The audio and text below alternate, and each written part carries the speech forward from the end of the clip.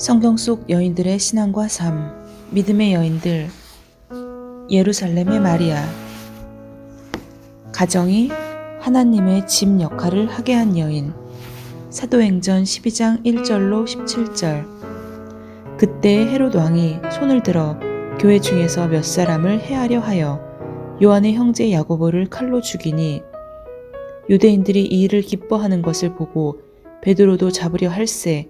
때는 무교절 기간이라. 잡음에 옥에 가두어 군인 대식인 네페에 맡겨 지키고 6월절 후에 백성 앞에 끌어내고자 하더라.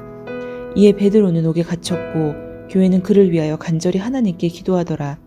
헤롯이 잡아내려고 하는 그 전날 밤에 베드로가 두 군인 틈에서 두 쇠사슬에 매어 누워 자는데 파수꾼들이 문 앞에서 옥을 지키더니 호련히 주의 사자가 나타나매 옥중에 광채가 빛나며 또 베드로의 옆구리를 쳐 깨워 이르되 급히 일어나라 하니 쇠사슬이 그 손에서 벗어지더라.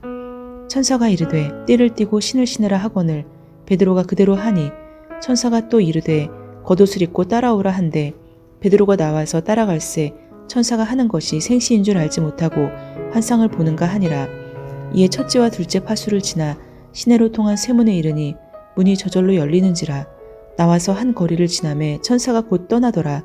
이에 베드로가 정신이 들어 이르되 내가 이제야 참으로 주께서 그의 천사를 보내어 나를 헤롯의 손과 유대 백성의 모든 기대에서 벗어나게 하신 줄 알겠노라 하여 깨닫고 마가라 하는 요한의 어머니 마리아의 집에 가니 여러 사람이 거기에 모여 기도하고 있더라.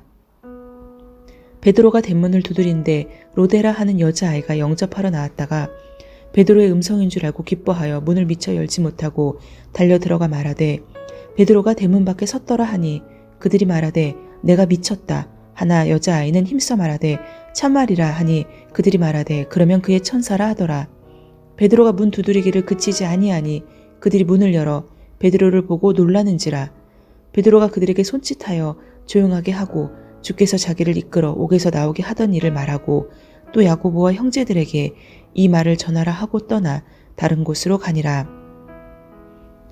나는 하나님께서 이 집과 이후에 여기서 살 모든 사람에게 가장 좋은 복을 내려주시기를 기도한다. 정직하고 지혜로운 자만이 이 지붕 아래 살게 하소서. 존 애덤스. 예루살렘의 밤이 깊었다. 몇 시간 전에 등불을 켰기 때문에 이스라엘의 모든 집이 캄캄했다. 그러나 마리아의 집에는 모든 불이 환하게 켜져 있었다. 다만 철저히 창문을 가려 놓았기 때문에 밖에서는 아무도 그 불빛을 볼 수 없었다. 거리에 있는 사람들이 집 안에서 무슨 일이 일어나고 있는지 알 수 없었다. 집 안에 있는 사람들이 나쁜 일을 하기 때문에 밝게 드러내지 않는 것일까? 절대로 아니다. 마리아의 집 안에 있는 사람들은 예수 그리스도를 따르는 그리스도인들이었다. 그들은 얼마 동안 이 집에서 함께 모이고 있었다. 그들은 소수의 무리를 이루고 있었다. 믿는 자에 대한 너무도 무서운 핍박이 있었기 때문에 많은 사람이 예루살렘 성 밖으로 도망갔다. 뒤에 남은 사람들은 계속 위험에 처해 있었다. 체포당해서 감금될 신변의 위험이 그들 머리 위에 놓여 있었다. 그들은 부유한 미망인 마리아가 자기 가정을 그들 마음대로 쓰도록 내놓은 것을 고마워했다. 우리 집은 넓어요. 그러니 우리 집에서 모이면 어떨까요? 우리 집이 교회 건물 역할을 할 수 있을 거예요. 마리아는 자신의 삶을 염려하는 것 같지 않았다. 하나님을 사랑했기에 그녀는 많은 사람이 오가는 것, 그리고 일과 비용 등의 불편을 당연한 것으로 받아들였다. 그와 같이 예루살렘의 마리아는 용감하고 희생적인 면모를 드러냈다. 이 상황에서의 그녀는 유대인 지도자들이 예수님을 죽이려고 했을 때 마르다와 마리아가 주님을 맞아들이기를 두려워하지 않았던 것과 흡사하다. 그녀는 초대 교회에서 없어서는 안 될 중요한 연결고리였다. 성경은 그녀의 집을 마리아의 집이라 부른다. 마리아의 남편은 죽었을까? 그래서 그녀가 하나님께 더욱 헌신한 걸까? 그녀는 지난날 주님께서 그분을 신뢰하는 미망인들에게 그분의 능력을 증명하셨던 사실을 알고 있었을까? 엘리야 선지자가 기근의 시기에 한 미망인에 의해 생존하지 않았던가? 성전 안에서 아기 예수님을 보고 그분의 예루살렘 입성을 전하는 특권을 누렸던 최초의 여인 선지자 안나 역시 미망인이 아니었던가?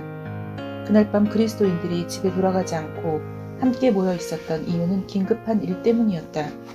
그들은 큰 어려움 가운데 있었다. 베드로가 헤롯 아그리빠 왕에 의해 체포되어 있었다. 사도들이 행하는 표적과 기사에 시기심이 생긴 유대인 지도자들은 전에도 신도들을 감옥에 가두었고 하나님께서는 친히 천사들을 보내 하나님의 종들을 감옥에서 석방시켜 주셨다. 하지만 여전히 그들을 반대하는 사람들이 있었고 스데반의 피가 흐른 뒤에도 사람들은 더 많은 피를 발았다. 헤롯에게는 아무런 선을 기대할 수 없었다. 예수님과 예수님을 따르는 자들에 대한 증오심은 왕의 가문에 스며들어 있었다. 그의 할아버지 헤롯 대왕은 베들레헴에 있는 아이들을 살해했던 자로 역사 속에 영원히 기록되어 있지 않은가. 또한 그의 자손 헤롯 안티바스는 세례 요한의 목을 베었다. 그리고 헤롯 아그리빠는 최근에 요한의 형제이며 예수님의 제자인 야고보의 목을 베어버렸다. 베드로 역시 어쩌면 대중 앞에서 죽음을 당하게 될지 모른다. 그러면 사람들은 왕이 예수님을 따르는 자를 어떻게 생각하며 그들을 어떻게 취급하는지 볼 것이다. 신자들은 베드로에게 이 세상에서의 마지막 날이 될지 모르는 그날 밤에 함께 모여 기도했다. 그러는 동안 베드로는 두 손이 쇠사슬에 묶인 채 감옥에 갇혀 깊이 잠이 들어 있었다. 그는 다음날 무슨 일이 일어날지에 대해 걱정하지 않았기에 잠을 이루지 못할 이유가 없었다.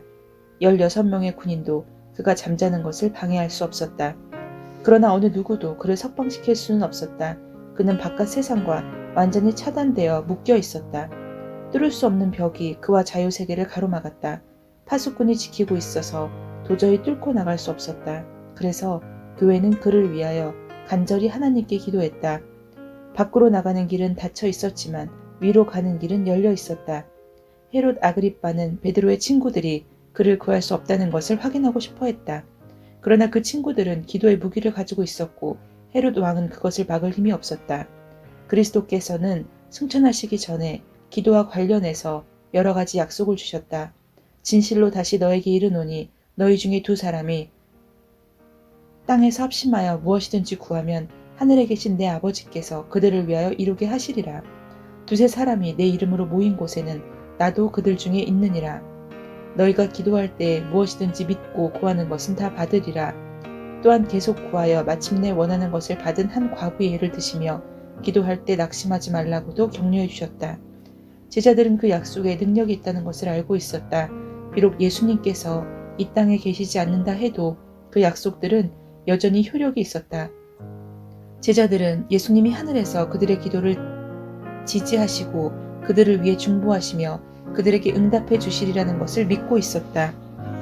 마리아의 집에 모인 그리스도인들은 의인의 기도는 큰 힘이 있고 놀라운 결과를 가져온다는 사실을 믿고 있었다. 그래서 그들은 이사야 선지자의 말대로 하나님을 쉬지 못하게 했고 결국 하나님께서 응답하시는 일이 일어났다. 신의 초자연적인 전달자 천사가 베드로의 감옥으로 내려왔다. 천사가 이르자 밤의 어두움은 사라졌고 쇠사슬도 풀어져 땅에 떨어졌다. 천사는 베드로의 쇠사슬을 풀어준 다음 잠긴 문의 방해도 받지 않고 그를 밖으로 인도했다. 천사가 간수들을 귀머거리와 맹인으로 만들었기 때문에 그들은 무슨 일이 일어나고 있는지 전혀 알지 못했다. 잠에서 깨어난 베드로는 꿈을 꾸는 것 같은 일을 겪었다. 그 순간 자기가 깨어 있는지 잠들어 있는지도 알지 못한 채 그는 어느새 밖에 서 있었다. 신자들은 무슨 일이 일어났는지 알지 못했다. 하지만 베드로는 마리아의 집으로 오는 중이었다. 그는 곧 자기가 꿈을 꾸고 있는 것이 아님을 깨달았다. 자기가 자유케 되었음을 하나님께 감사드리며 곧장 마리아의 집으로 향했다. 신자들은 수세기 전에 살았던 이사야를 통해 하나님께서 하신 말씀의 진리를 경험했다. 그들이 부르기 전에 내가 응답하겠고 그들이 말을 마치기 전에 내가 들을 것이며 오순절에 성령이 임하신 뒤 많은 그리스도인이 집과 재산을 팔아 그 돈을 가난한 성도들에게 나누어 주었다. 마리아는 자기의 넓은 집을 팔지는 않았지만 그 집을 교회의 뜻에 맡겼다. 마리아는 개인적으로 하나님께 인도함을 받은 독립적인 여인이었다. 그녀는 하나님을 섬기는 자신만의 길이 있다는 것을 깨달았다. 그녀는 자기 소유를 판 돈으로 하나님과 이웃을 섬길 수 있었지만 하나님의 인도하심을 따라 그 소유 자체를 필요로 하는 사람들과 함께 사용함으로써 하나님을 섬겼다. 그녀는 성령께서 그리스도인들에게 나누어 주신 은사가 제각기 다르다는 것을 이해했다. 그리스도의 교회는 모자이크와 같다. 교회는 여러 가지 형태와 색깔로 되어 있다. 또한 그녀는 자신만의 방법으로 그리스도를 섬기면서 그리스도를 가까이 했던 여인들의 전통을 계승했다. 그녀는 교회의 모자이크에서 자신의 자리를 지켰다. 그녀의 일은 대중의 눈에 더 탁월해 보이는 사람들의 일만큼 중요했다. 교회에서 그녀의 영향력은 부정할 수도 대치될 수도 없었다.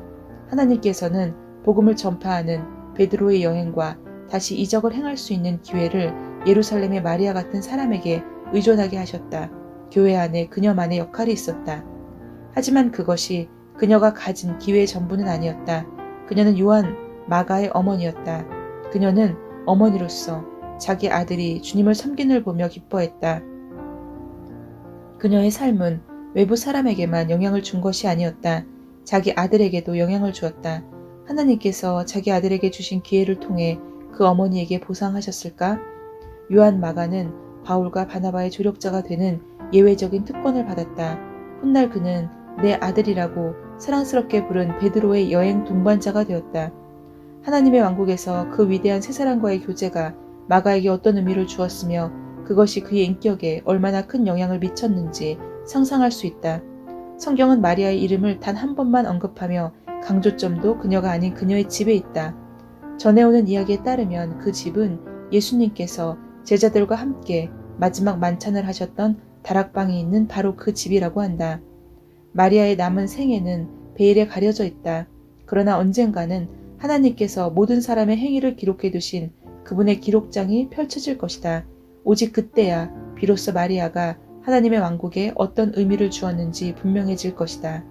그때까지는 그녀가 미망인이든 아니든 모든 여인에게 자극제가 될 것이다. 그녀는 자기 가정을 하나님의 뜻에 맡긴 경건한 여인이 얼마나 엄청난 영향을 미칠 수 있는지 보여주었다. 아멘. 오늘 함께 나눌 말씀은 하나님은 종종 세상에 연약한 사람을 능력 있게 쓰십니다. 하나님께서 언제나 여인들을 귀하게 여기고 능력 있게 하시는 것을 보며 어떤 생각이 듭니까? 힘을 얻게 됩니다. 여성이어서 그런 것뿐만 아니라 제가 가지고 있는 저 스스로는 할 수 없는 저의 능력이나 또 제가 가진 자질이나 이런 것들이 어떻게 보면 굉장히 부족한데 그런 것들을 하나님께서는 저 스스로를 귀하게 여길 수 있게 하셨고 또 능력 있게 쓰시고 계시는 것을 보며 하나님께서는 연약한 사람도 능력 있게 쓰시는 분이시며 또한 나 역시도 이렇게 쓰임받을 수 있게 하여 주심에 감사하는 마음이 생깁니다. 우리가 하나님 나라를 위해 드러나지 않게 하고 있는 일은 무엇인지 생각해보고 오직 하나님의 영광을 위해서 한 일은 하늘에서 칭찬을 받게 된다는 사실을 알고 힘을 내야겠습니다. 샬롬.